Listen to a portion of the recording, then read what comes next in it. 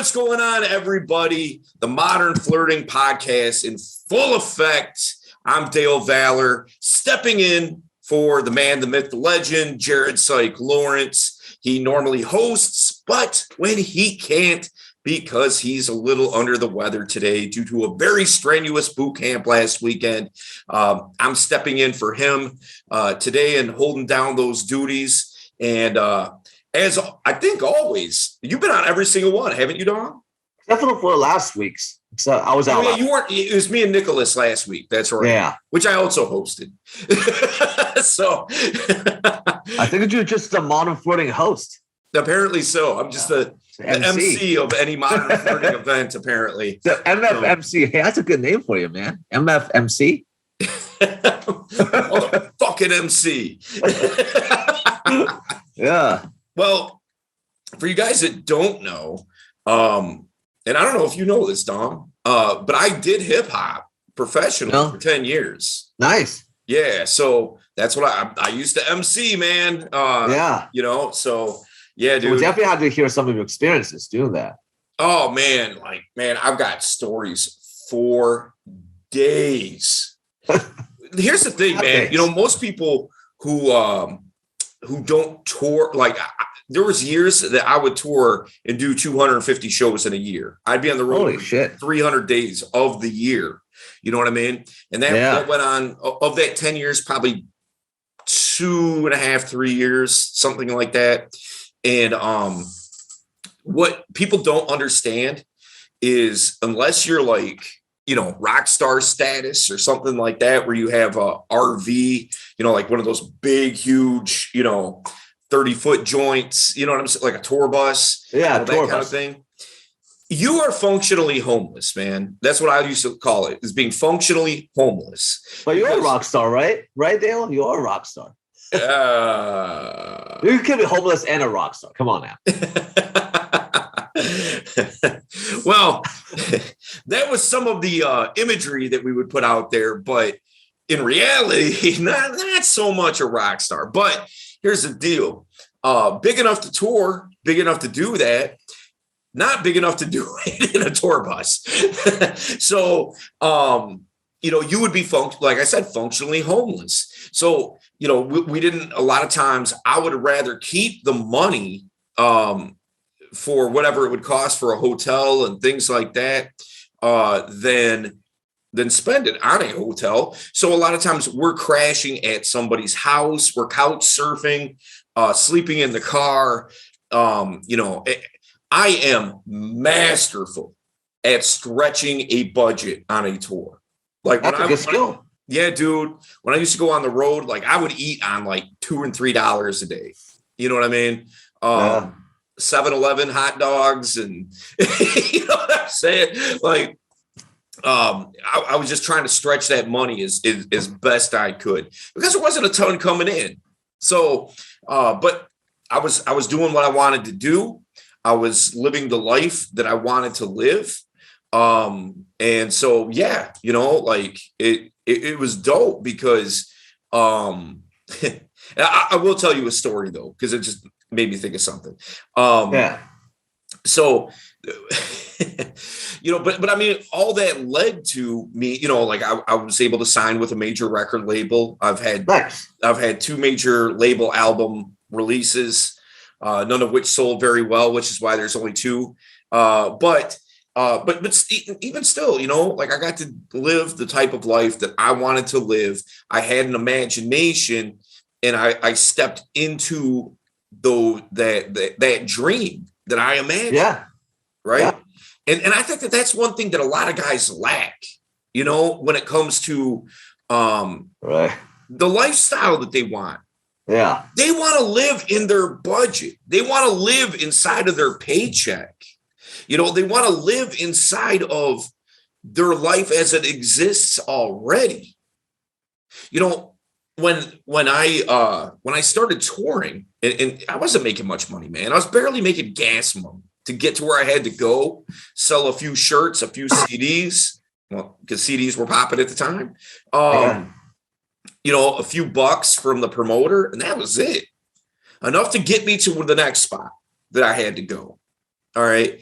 Right. And the thing about that is that I knew that it would lead to something. Did it lead to like rock star status? No, but it led to me being able to buy a house by just simply doing hip hop. It led to me being able to buy a vehicle, a car and whatnot, and pay bills and all that thing strictly by rapping, Right. you know? And so many guys are afraid to step out of their lifestyle, their tax bracket, to make the kind of life that they want to lead, that they, because they can imagine it, but they can't see it at the same time, you know? Yeah, totally. Go ahead. No, I was about to say, agree with that. You know, you got to step outside of your tax bracket. You got to be a bracket stepper. You know, I don't know what the right word is, right? The bracket overstepper. But, you know, lately I've been reading into more spiritual stuff. And you know about the law of attraction? Yeah. Spiritual teachers talk about. I mean, I've gone to spirituality and paranormal and stuff. But basically the law of attraction, for those listeners who are not aware of it, is the idea that your thoughts are actually things. And whatever you think about, you know, for long enough with all your attention, it's going to manifest your life. So there are a lot of these like spiritual teachers, like, you know, there is a woman who wrote The Secret. There are like Neville Goddard, who, you know, like bunch of people who wrote about the law of attraction. And lately I've been reading this woman, Pam Grout. She wrote this book called E Squared. It's like 9 practical scientific experiments, if you will, to show that the spirituality or the law of attraction is actually real. So it's more about, you know, if you can envision something, if you can dream something, then it becomes real. Right. Everything starts from the mind. And when I look at my lifestyle now, I'm sure the coach is here too, that whatever we have right now, the lifestyle we achieved, the women we were dating, was just a dream, just a thought in our heads. Mm-hmm. By thinking on it and focusing on it, it eventually became reality. So that kind of echoes back to what you're saying. Yeah, man. You know, and that's the thing is that, you know, if you try to tell somebody to take a risk, you know, and to step into that dream that they have, to start working towards that, you know, you're going to be hit with resistance in that. What are they going to say, man? It's the same thing everybody says. I've got bills to pay, man. Yeah. I've got responsibilities. Yeah. Who doesn't?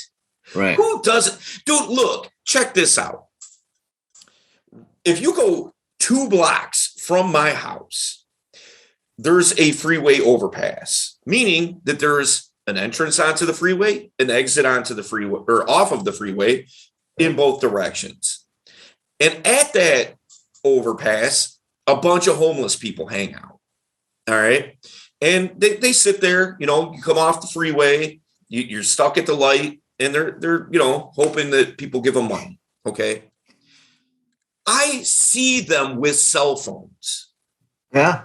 Which tells me they have to pay a cell phone bill. So even they have bills, even they have responsibilities. If they don't go out there to that intersection and sit on their bucket and wait for people to give them money, they're not going to get in. Right. So even they have responsibilities, because if they don't get that money, they're not going to eat. They're not going to get whatever, like, you know, if they're drug addicts, I don't know. But they can't get their heroin fixed. So, but that's the thing. Even they have bills. Even they have responsibilities. Right. Why can't you accept the fact? Not you, Dong, the listeners. Why can't you? Well, I just don't know if I actually have that problem as well. But why can't you step into what it is that the lifestyle that you want? Now, I'm not saying quit your job.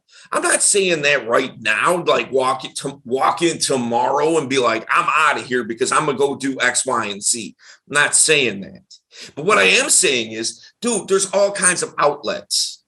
There's all kinds of ways to build the type of connections that you need to utilize to get to where it is that you want to go. Yeah. I tell people like this, man. You know, was I the most skilled rapper ever? Of course not. Of course you are. Yeah, absolutely. I've listened to your records too. No, but look, my my popularity, the small popularity that I had, okay, but albeit, like I said, I got to live off it. Yeah. I was able to make a down payment on a house. I was able to pay the bills. I was able to do all that kind of stuff, but I had to work up to that. I had to have that work ethic to couple with that imagination, with that dream, with that purpose, and then go out and do it, right? But here's the thing. You know, I had to, like I said, that work ethic, I had to go out there and actually manifest it, because that work ethic is what I knew would get me over. My skills were marginal. All right. They were good enough. Okay. But they weren't great. Dude, there's a million rappers that I thought were better than me skill wise, talent wise. But what could I control? If you want to look at, you guys can't see this, Dawn can see it, but if this bottle of water that I'm holding up is about a third of the way full, meaning 2/3 of it is empty, my talent level is probably about halfway. Okay. There are plenty of guys that are 3/4 of the way. Hey, don't be a half glass type of guy. But they had all the talent in the world, but they were never going to go anywhere. Why? Because they simply didn't have the work ethic to go out and make it happen. They were relying on that talent to hopefully, in their mind, hopefully somebody discovers that talent. Me, I'm going to knock on the door. You're going to hear what it is that I have to say. Right. It's very ironic. I'm not letting the crowd, I'm not letting the fans come to me. Yeah. I'm going to them. Yeah. And I'm going to build those relationships. I'm going to get with people that can make things happen for me, foster those relationships and build those friendships. And I still have lifelong friends, man, from those days. You know what I mean? It's a while, it wasn't like this was yesterday. Okay. This was, a minute ago. And some of those experiences that I had are just absolutely priceless. Right. You couldn't buy those experiences, So I'll tell you a quick story, Don, and you guys listening. So one time, and I've got a million stories, dude. I really do. But this is one of the better ones. So I'm in California, right? You're in the Bay Area, correct? Yeah, I'm in the San Francisco Bay Area. Right. Yeah. So do you know where Eureka is? Yeah, I know Eureka. Yeah. Okay. Super weird city. All right. So depends on how you define weird. Well, I'm about to hear how about define weird. So here's the deal. Eureka, for you guys that don't know, it's not a little tiny city, but it's definitely not a major city or anything like that. Okay. Right. But it's the only city of any sizable numbers of population between the Bay Area and basically Portland. Okay. So when you're on tour, there's a big gap of space between the Bay and Portland. Yeah. So many touring groups will make a stop in Eureka only because it's the only place to play. Right. And they know that. And so they're not going to break you off with a bunch of money. You're basically doing it to give yourself a date, sell some merch, and keep you getting to where it is that you need to go next. Usually Portland or Portland to the Bay, one of the two. Okay. So we booked this show in Portland, or I'm sorry, in Eureka. And the promoter, he was super down, super cool dude on the phone. All right. Yeah, man, that sounds great. He owned this bar. And yeah, man, come through. I've got you. Blah, blah, blah. It's going to be awesome. So here we wheel into town, right? We get to where it is that we're trying to go, the venue that we're going to play. Walk in, ask for the promoter. They're like, oh, he isn't here. Well, when's he going to be here? Nobody really knows. He just kind of pops in when he pops in. And I'm like, all right. So I call him. And he's like, oh, yeah, I'm here. I just tell people. That should have been the first red flag right there. He's like, I just tell my staff to tell people that because I've always got people looking for me. And now I know why after this show. So, so basically, I go back, me and I was touring with this other group, right? So we go back there and I'm talking, excuse me, I'm talking to this promoter and he's like, yeah, man, here's the thing. I didn't think you guys were actually going to show up. And I'm like, why would you think that? And he was like, well, because that happens a lot of times. And I'm like, okay, but here's the thing. We actually are here. I'm right in front of you right now.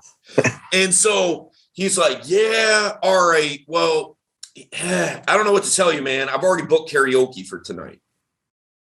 And I'm like, I'm thinking to myself, are you kidding? I'm, basically 2,500 miles away from my house. Like, and we got crazy. Yeah, we got we got canceled. We got dissed for karaoke night. And so I'm like, all right, look, here's the deal, dude. We're here. So, we had an agreement for money. And I was like, look, that's fine. If you got karaoke playing, we'll take the night off if we need to, but you need to pay us, man, because we're here. Right. We showed up for a job, dude. It's not our fault that you booked karaoke. Yeah. Yeah, that's fair. Yeah. And he was like, you know what, dude? You're right. Fair is fair. I'm going to run out to my truck, get my checkbook. I'll be right back. Dude never came back. Yeah. We see the truck going down the road like, all right, he's not coming back. So what we ended up doing was I start talking to the bar manager. This woman in her 50s, okay, like she had like the most, that raspy, smoky voice? Like the blues voice. The blues, who? The blues, but oh, yeah. Yeah, right. The blues voice, right? Yeah. Well, this woman okay. sounded like she had been smoking. She sounded like one of Marge Simpson's sisters. All right. This woman sounded like she had been smoking since she was 10. All right. She comes up. Hey, how you guys doing? My name is Peaches. Okay, so not exactly the blues voice. Not exactly the best voice. And I'm like, well, pleasure to meet you, Peaches. Here's the situation. I break it down for her. And she's like, well, the bad news is I can't pay you because I don't have any permission to do that. You guys can play, but you're going to have to hash it out with the karaoke guy. So maybe you can split the time. And I'm like, all right, I would rather play for free than not play. And the reason being because I'll sell stuff. I'll sell CDs, I'll sell shirts, so I want to make something than make nothing. Right. It's a good experience to be on stage and everything. Right. Exactly. So we work it out with the karaoke guy. All that goes fine. We do the show and whatnot. So we get done doing our set. Peaches is about 5 foot even. Okay. Probably 250 pounds. All right. Super big titties. Okay. All right. And there's a reason why I'm saying that. And you'll see why in a minute. So I can't wait.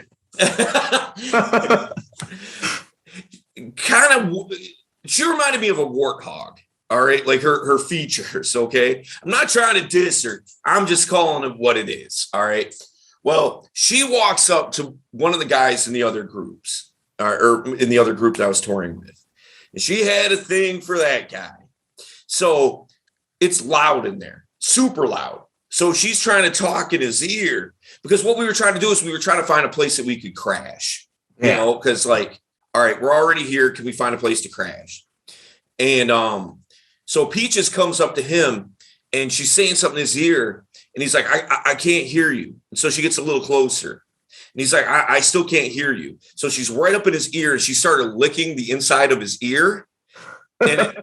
And then she says to him, you guys can stay at my place. And then he asked, at what price? Well, I was like, I'm talking to this guy, Josh. Okay, he was in another group and getting his ear licked by Peaches. And I'm like, look, homie, I think you have to take one for the team tonight, man. Yeah. Like, she's offered us a place to stay. You might have to bunk with Peaches, to make this work. And he's just like, but I don't wanna. So, but anyhow, later we're all kind of posseed up in a corner. She comes up and she was like, so here's the situation, fellas. She points at that guy, Josh, and she's like, when we get back to my place, first, I'm going to fuck you. Then my daughter's going to fuck you. It sounds really like Eureka, right? It sounds like Eureka. So Josh is just like, I don't know, man. I don't know about this. And I'm like, come on, bro. Like, come on, dude. You got to take it for the team, brother. We ended up finding a different place to stay, which is a totally different story, which I won't get into for sake of time, but because that was a whole trip as well. But so the night kind of starts, coming to an end. It's a last call and all that kind of thing. So as it's starting to clear out and everything, Peaches gets up on the bar, and she was like, who wants to see the fire trick? And apparently she must do this often because everybody was like, woo! Everyone was excited, clapping, like, yeah, Peaches in the fire trick. Yeah, that's what they came to the bar for. She deserved more money for what she did than what I did for rhyming. Let me tell you that. So what she does is she's wearing this like wife beater kind of tank top. Yeah. She takes it off. All right. So she's got her big gut hanging out. She's got her big old boobies in her bra. Then she takes her bra off. And those big old boobies don't flopped, man. They don't drop down to her belly button. Okay. And so she has nipple piercings. She takes out the nipple rings. Okay. Then what she proceeds to do, those matches that you use for starting a campfire? They look like regular matches, but they're big and they're kind of thick, Yeah. So she takes those, runs them through the holes in her nipple. Their nipples. Okay. Sounds painful. Like, that's a good way to get a splinter. So she does that. Then she takes a lighter and she lights them on fire. So now the matches are lit. She starts rocking. Right, left. Right, left. Her boobs are starting to swing. Okay. Oh, then man. She started like really getting into it. Dude, she was doing it so fast it looked like rings of fire. That's crazy. That was the fire trick. That sounds like an awesome fire trick. It's too bad that I'll never be able to do it, If I go to gym enough and work out my pecs, perhaps I can get myself a chance. I don't think I can do it in the near future. You know what I mean? You wouldn't have like the, it'd be all nice and tight. You know what I mean? You wouldn't be able to start swinging around. Give me about like 40 years and what to do. Yeah, it's a crazy story, Yeah, I was saying to one of the guys, I was like, man, what if I walked up with a fire extinguisher and was like, just like put them out, like everybody booing me. They wouldn't be able to book a show at the bar again. Well, believe you me, we were never coming back to that bar. Yeah, So is what it is. But but that's the thing, dude.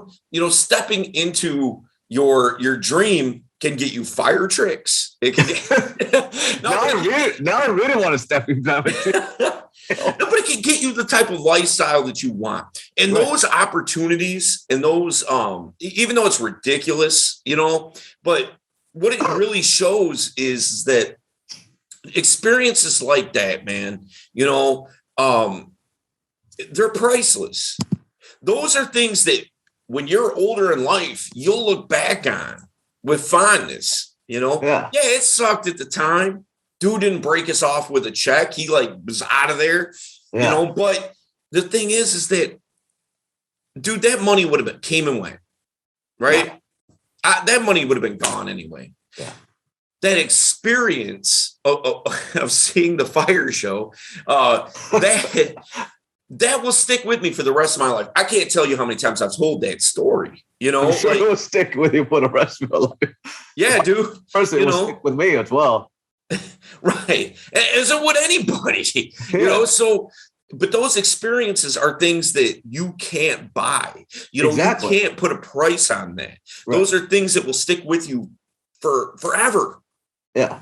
And it's not like experience that you like bought. You actually had to work for that experience, right? So, they're just saying like, don't spend your time like collecting possessions, but collect experiences. So that's like a model I use for all my life, instead of collecting possessions, which I think for some of the students that come to this program, they're okay with their career. They want to take it to the next level. They perhaps want to get, a six-figure salary. They want to get a cool sports car. These are all just possessions. They come and go, like what you were saying. But the actively going out, having an experience of meeting cool people, perhaps every night, it's like a new adventure every night.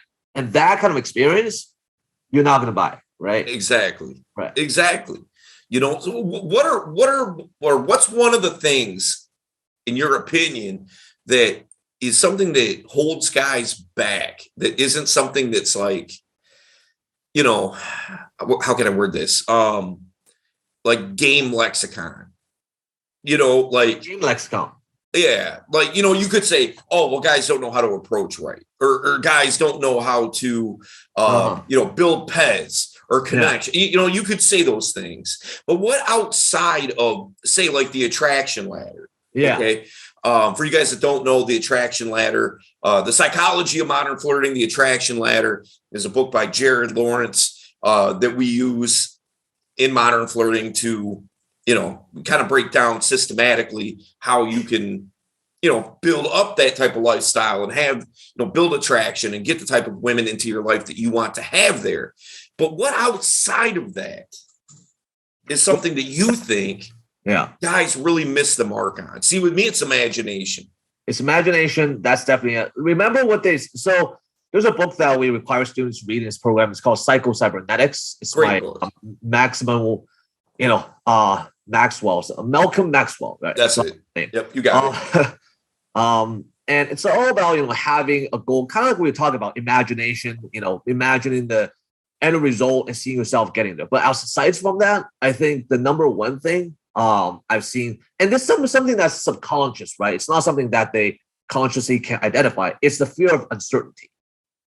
The fear of uncertainty is what makes people stay safe. Now, I'm not saying stay safe is a bad thing, but, it's a fear of uncertainty. Like if they go out and leave their cushy jobs, or if they, go out and approach and perhaps date women that they have no experience with, or talk to social groups that they have no experience with, that's uncertainty, right? It's something, it can start off as something very small, just approach anxiety. I think that's what fuels approach anxiety. It's a fear of uncertainty. If I approach them, will I get blown out? I mean, no one likes rejections. And the flip side of that is like, will I actually get accepted? Is she receptive? And what if we move forward with that? Like, what if I kiss her and take her home? Like, what if we start a relationship? That's something they don't have experience with. Right. And that's uncertain as well. So what is certain is them standing in the bar with a drink in front of their hand and going home alone. Like, they know how that's going to end. So that's, it's not something pleasant. That's certain. It's still certainty. Right. And that, that translates across the board to a career, to a social life. It's a fear of uncertainty. And dude, I could not agree more, man. Guys hold on to comfortability and I would argue ego like a security blanket. Yeah. When you're 5 years old, you got your blankie, right? And I got my blankie when I was 2. So I've still got my blankie, dude. You ask my wife. Like I've got this blanket. It looks like This thing looks like it was been through a war, man. Like, it's comfortable to me, so I keep it around. But nonetheless, that hanging on to that ego, hanging on to what it is that you think that you know, because it's comfortable to you. A lot of guys, what I feel like what they do is they think they have a certain worldview or they have a certain perspective, and that perspective or worldview becomes their truth. Yeah. And so if something flies in the face of that, even if it's negative, even if it's something that's holding them back and they know that it's holding them back, that's more comfortable than the uncomfortability of uncertainty. Right. So I'm going to hold myself back because at least I know if I hold myself back, and I use every excuse in the book as to why I can't take that action. Oh, I'm not good looking enough. Oh, I don't make enough money. Oh, I don't have enough status. Whatever excuse that you're going to run with, they hang on to that for dear life. Yeah, for sure. And when you try to explain to them and show them, which is in large part what we do at Modern Flirting, is show them how to overcome these types of things, these types of mentalities, and show them actionable ways that you can go out and make things happen for yourself. But some of these guys hold on to it so tight that it no longer becomes a commentary on their inaction. It becomes the way they receive it, it's a commentary on them. Right. So by me telling them, nah, dude, you got it all wrong, man. Like, you can go out there and do this. You can make things happen for yourself. You can live that lifestyle that you want to live if you put in the work and the action to do it. Right. That becomes a commentary not on their inaction, but who they are as an individual. Because that means that they're wrong. And they've been wrong for however amount of time leading up to that point, which makes them feel foolish. It makes them feel that that they're wrong, and they are wrong. But it's not, their identity isn't wrong, or it's the way that they think about the world that is wrong. Right. Their worldview is completely like lopsided. So that's why, when I coach students in Modern Flirting, I sort of have to play the double role. But I sort of have to like teach them the right mentality and the right action. At the same time, like stroke their egos a little bit so that they don't get hurt. They don't get emotionally hurt. Because I know when they, when I violate their egos, tell them what they may think they're wrong, then they're going to reject everything I say about taking the right action. It's like, oh, because you don't agree with me, therefore, like whatever you tell me is wrong. So I kind of have to tell them, kind of stroke their egos, like, you're still attractive, like by like own yourself. But what we're telling you here is best method to present yourself. So it's not that you're not attracted to women or you have to do all these things. It's just that you're not coming off, like you're not letting your personality shine through. We are just helping with that. So there's like a sort of like a tightrope act, if you know what I mean. Like I can't violate their egos because human beings, like we don't like being wrong, and I get that, right?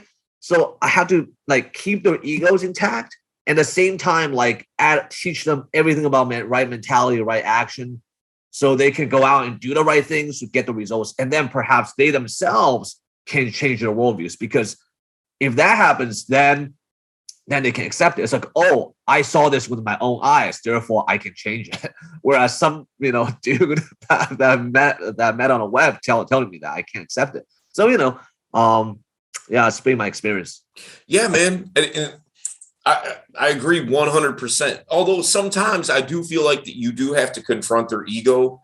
Like when you're working with somebody, and it's not to say like, I'm just going to, clown you just for the sake of clowning somebody, you know what I mean? But if I find that an individual is getting in their own way because of the ego that they're holding onto, then I feel like that needs to be addressed, because sometimes, man, a lot of times people define ego as something that's narcissistic or selfish or whatever.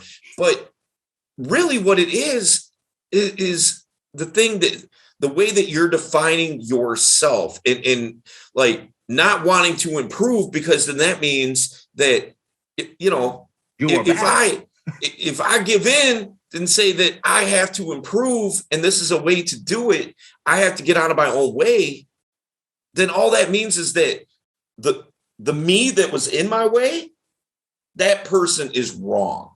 Right. And that can be hurtful to people. But sometimes that hurt is what they need, so is that they can actually go out and take the action. Right. Yeah. No, that's totally true. Like if their ego gets in the way of improving themselves, then that's got to be addressed, right?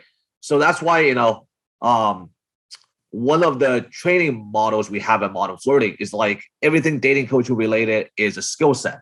You know, it's just like playing an instrument or a sport. You're probably not born with it.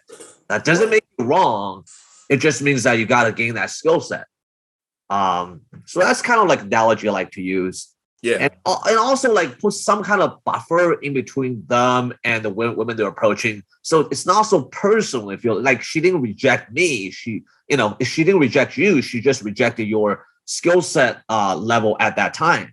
Right. We were still beginner, you know? Yeah. No isn't a no to you. Right. No is in the way that you asked. Yeah. Right. So if you're being rejected, it's not necessarily because it's you. It's because the way that you approached or the interaction that you had that she is ultimately rejecting. Because what does she really know? If you walk up to a stranger and you start talking to them, what do they really know about you? Not much. They know what's in front. They know the person that's in front of them. Like, you know, they know your physical characteristics because that can be seen, but they don't know your background, your history, who you are as an individual. They don't know any of that. Right. So they're not rejecting any of that. You can't reject what you don't know. I can't reject the door-to-door salesman that hasn't knocked on my door yet. Yeah. If he's 10 houses away, I don't even know he's coming. Right. You know what I mean? Yeah. So I haven't rejected him. Yeah. I might reject his offer. Right. But not him as an individual. No, that's totally right. That's, you know, it's like there's one story about this I like to tell.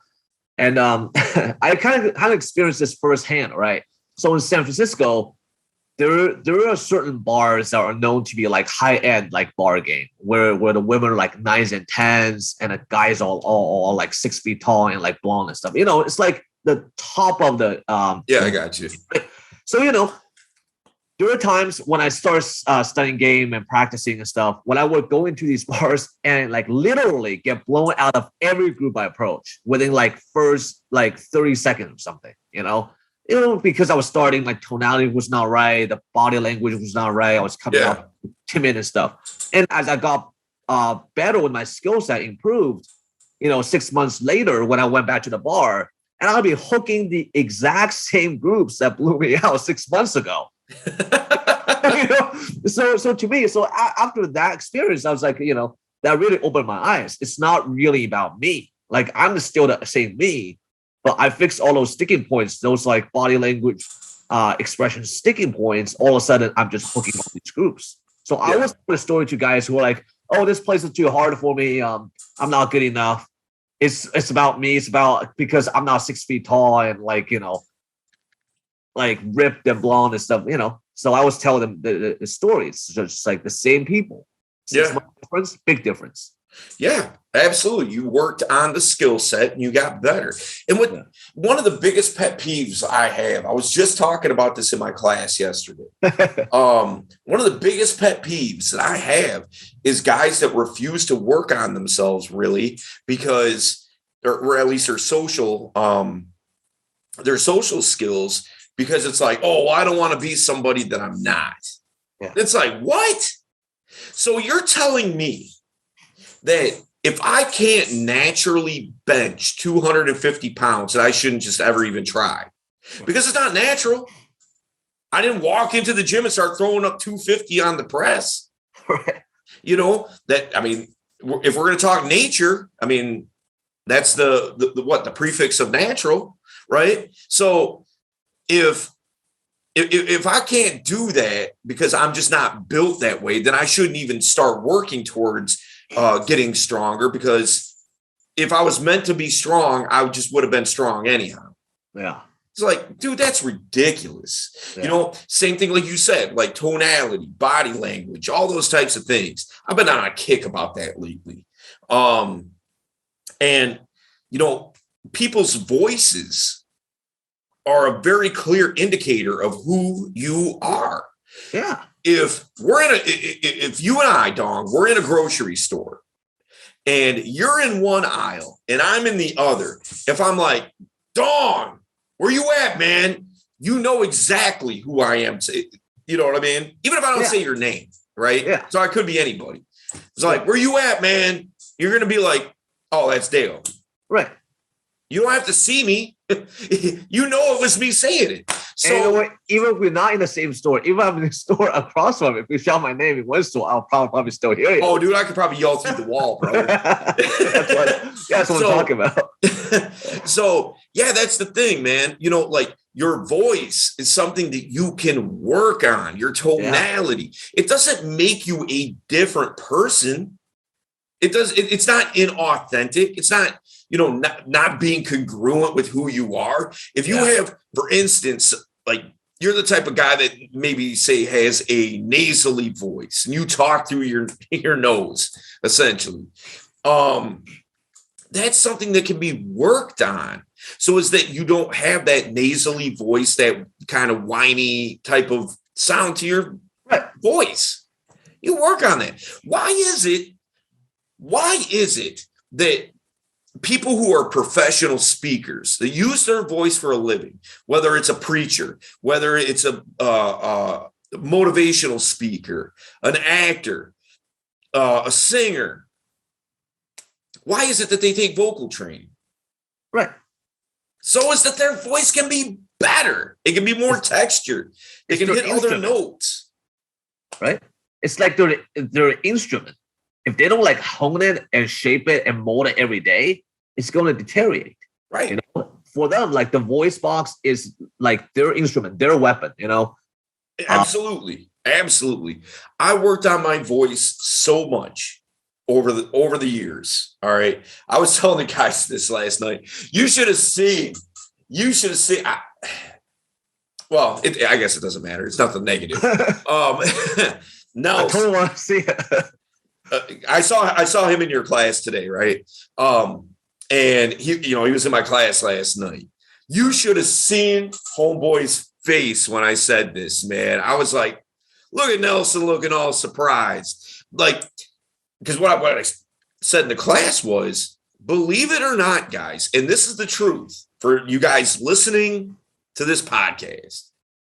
The voice that you hear right now is not my natural speaking voice. It's the voice that I've worked on over the course of time. Right. I don't talk like this all the time. Yeah.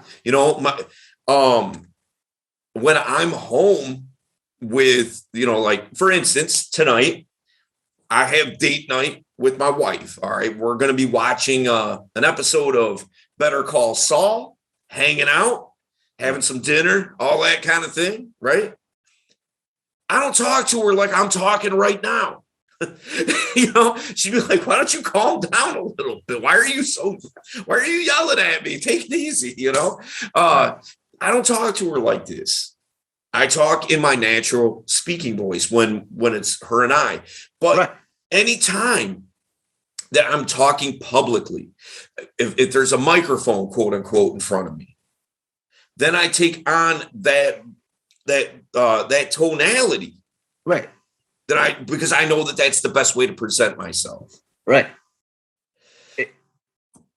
Yeah, I mean, it's what I call the vocal personas, right? We all have. That's a great word or term. I like that. And I basically came up with this term because I identified a way that people spoke, and what I noticed was the voice that you use to talk to your children or to your spouse is vastly different than the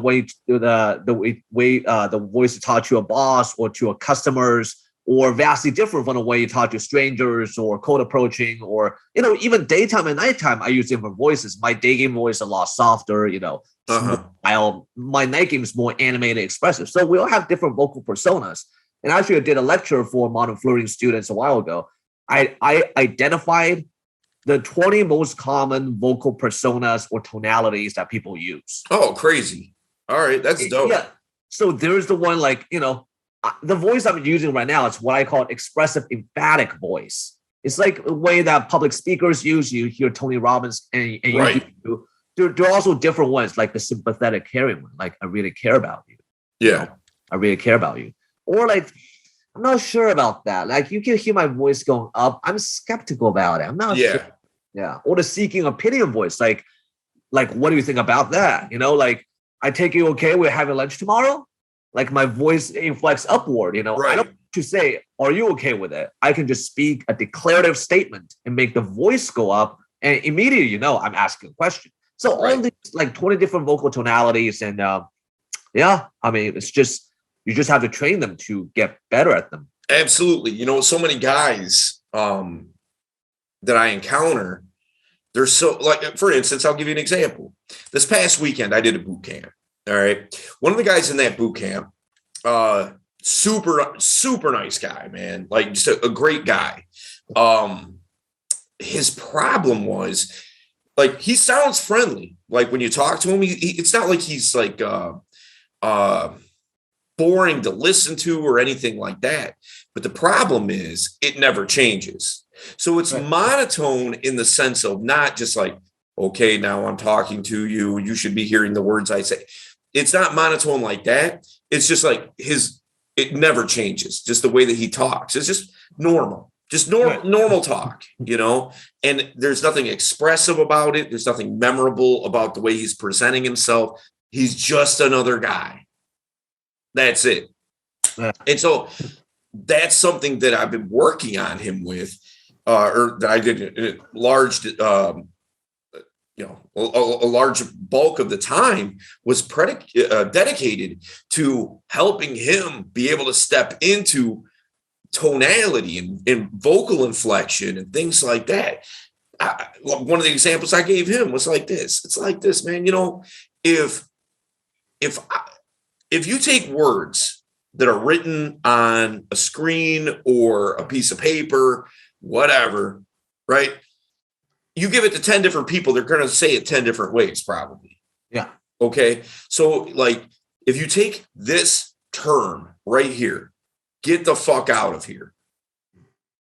Now, what if we're talking? I hear that a lot. And I'm like, man, get the fuck out of here. Yeah. Come on, dude. Yeah. Versus, man, you get the fuck out of here. Yeah. Two totally different emotions, totally different tonalities. Yeah. And they both say something completely different, even though the words are exactly the same. Right. It's there's one study, I think only 7% of what you say is your words. The rest, either body language or your vocal tonality. Yeah. Yeah. Yeah, man. I mean, if you're not being expressive enough in the way that you say something, what makes people want to hear what it is that you have to say? Yeah. I mean, if I stand here and I'm, what's that dude's name, man? I'm probably dating myself a little bit, but Ben Stein. Do you know who that is? Oh, yeah. Okay. Bueller. Ben Stein's money. Right. Yeah, exactly. Bueller. Yeah. Bueller. Even if that guy is dropping knowledge, of the gods, man, he's laying it down. People aren't going to, it's not going to sink in. It's not going to resonate with people the way that it should. Even if he delivered 25%, here's 100% of knowledge. Okay. And he's delivering 100% of it in a super monotone, boring presentation type of way. Not much is going to land. But if he even did 25% of that knowledge, but did it expressively, where people could resonate with it, people could get it, people could understand it in their eyes are glued and their ears are perked, trying to catch everything that he's saying, they're going to get way more out of that 25% than that 100%. Yeah, totally. Yeah, it's less about the content and more about the way you deliver it. That's why Jerry used to say, it's not what you say, it's what you convey.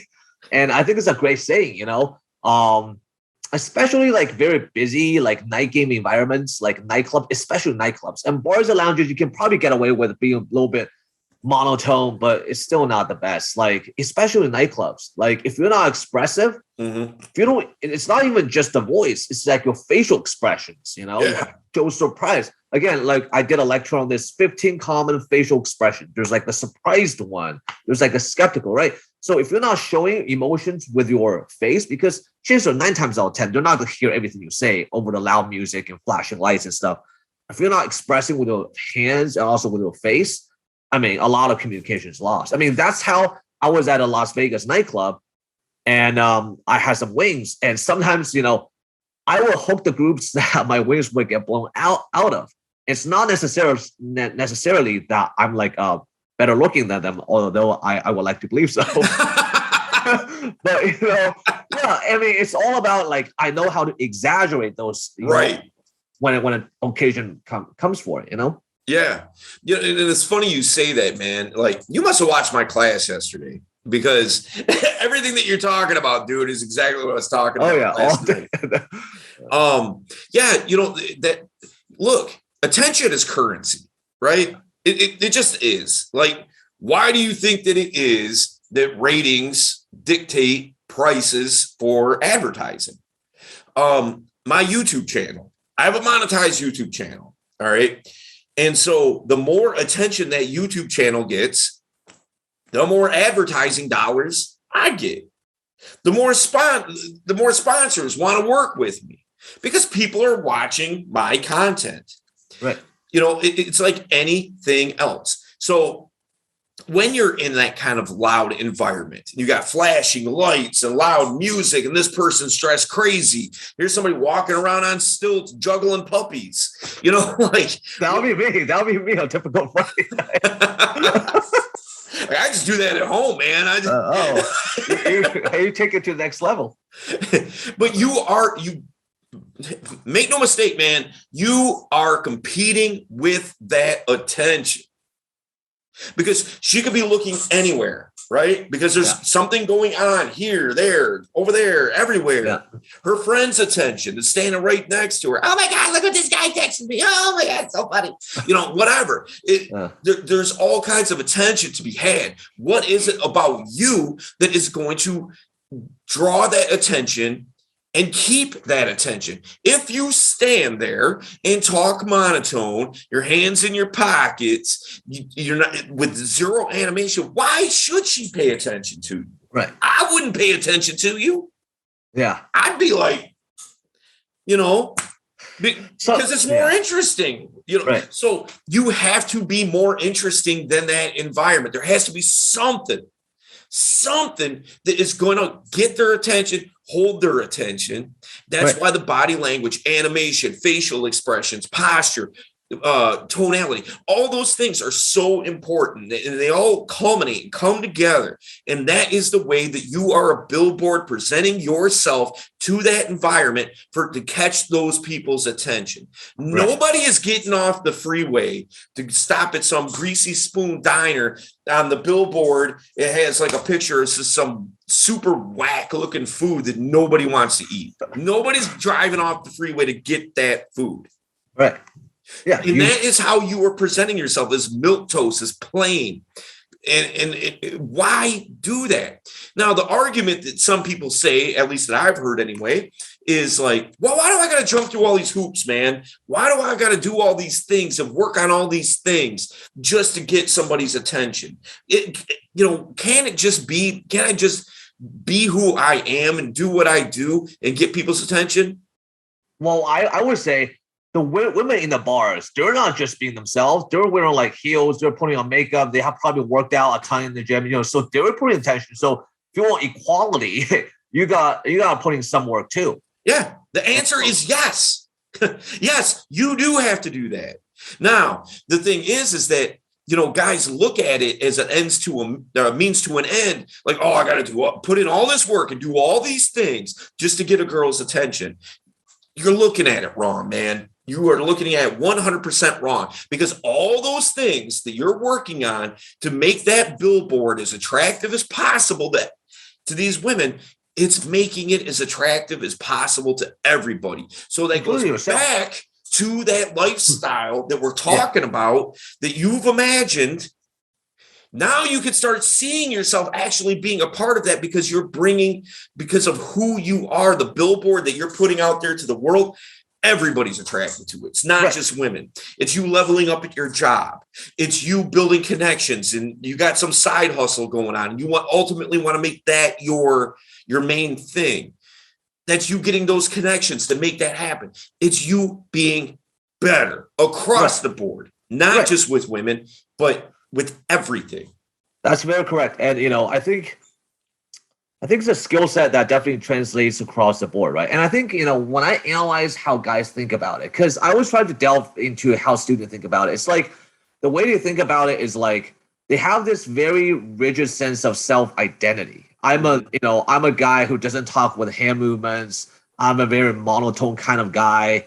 And if I break from it, oh my shit, I'm being fake. I'm being disingenuous. Right. So, and, the other fear is like, if I present myself that way, if all of a sudden, if throughout my life, I've been used to talking in monotone voice, if all of a sudden I'm animated expressive, all these women out there, they're going to think I'm being fake, I'm being like disingenuous and a sleazy salesman.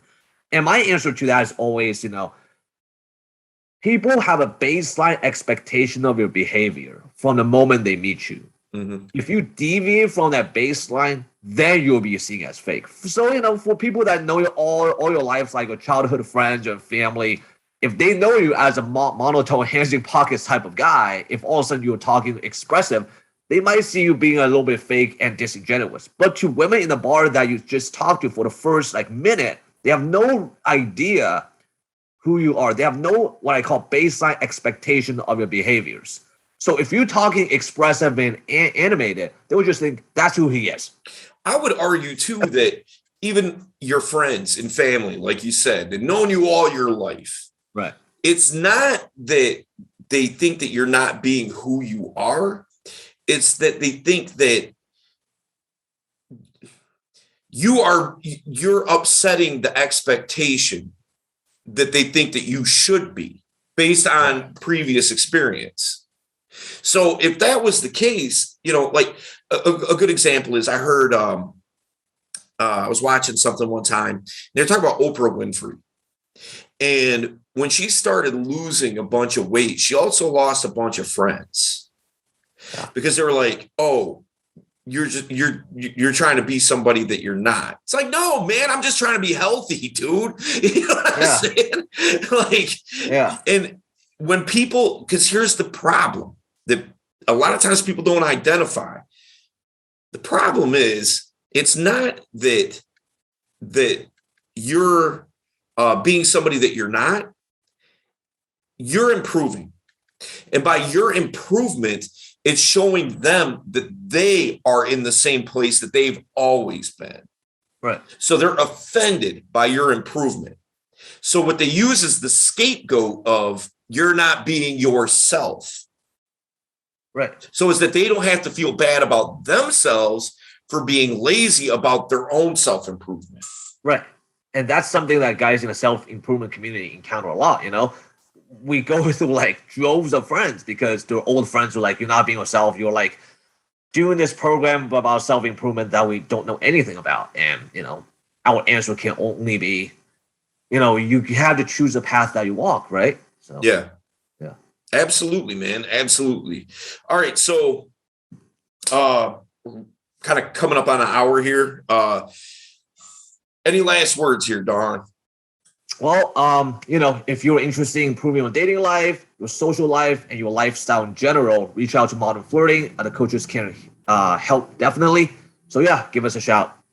Absolutely. Listen, guys, if you like what it is that you're hearing here, even better if you don't like what it is that you're hearing, because it's bringing up emotions of that you know that you need to change and you feel an inner tug of war, you're the guy that needs to reach out to us the most.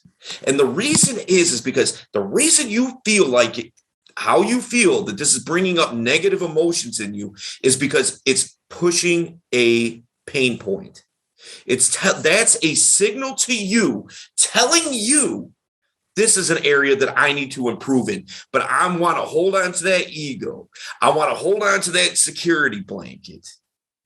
Let that blanket go, man. That blanket ain't going to protect you in a war. That blanket ain't going to protect you from rejection. You've already rejected yourself. You've already proved that that blanket isn't worth the fabric it was made with. You're the guy that needs to talk to us, have that conversation, and just see if what we're doing can help you. If it can, absolutely, let's go. If it can't, you're not going to hurt my feelings, man. Just keep living that life. Keep living the same way you've been living, dude. How's that working out for you? Come talk to us. All right, guys. We'll see you in the next one. Peace.